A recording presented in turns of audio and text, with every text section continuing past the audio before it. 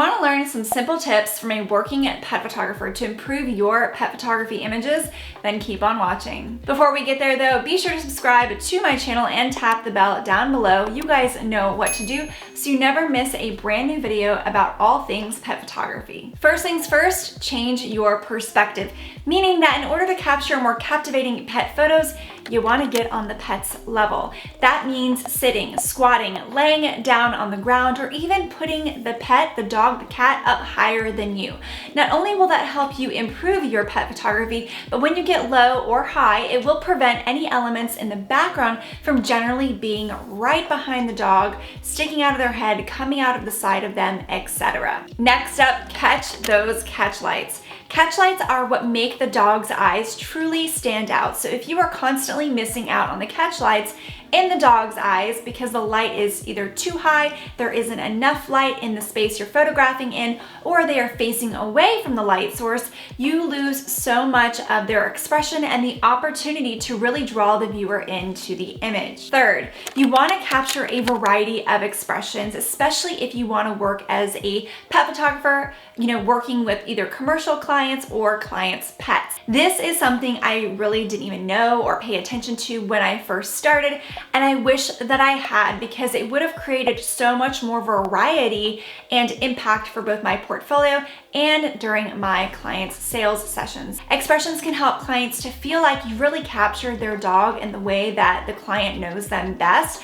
especially if a dog is extremely expressive or silly or even stoic or kind of dopey. The fourth tip kind of coincides with the third, and that is to incorporate a lot of variety from your sessions. So from photographing pets and people to detail shots to group dog photos, incorporating play and action shots to simple standard portraits and more, try as much as you can to capture a wide variety of images in your session, because not only will that make you a better photographer, but it will also help with your client sales and your overall versatility from a session. Fifth, try to create separation from any background that you are using, whether it's an actual backdrop or a natural setting. Creating distance between your background and the subject is not only more visually appealing, but it also helps to blur out the background and put more focus on your subject so they truly stand out. My sixth tip for better pet photos is to make sure that you capture the dog whole.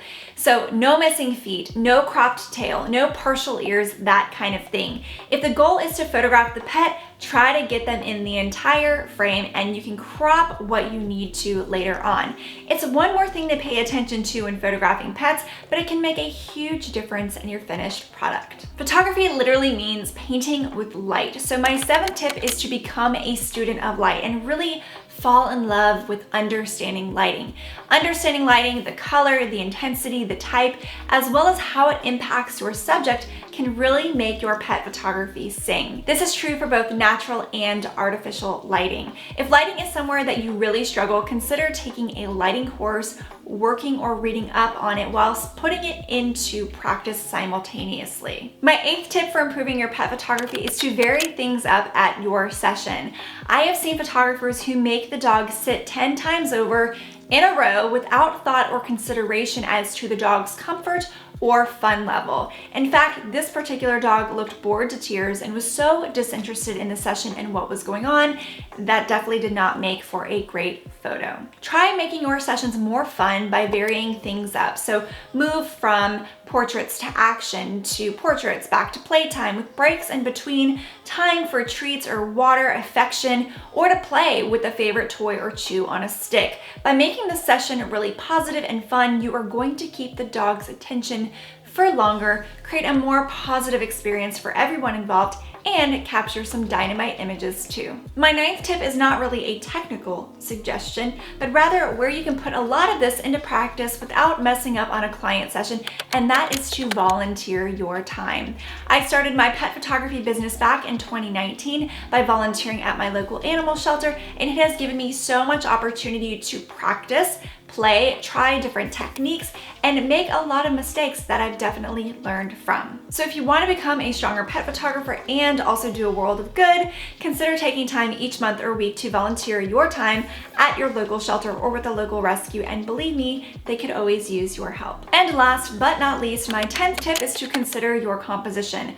What's in the foreground of your image? What is in the background of your image? Can you make the composition more interesting by positioning your subject in a particular way?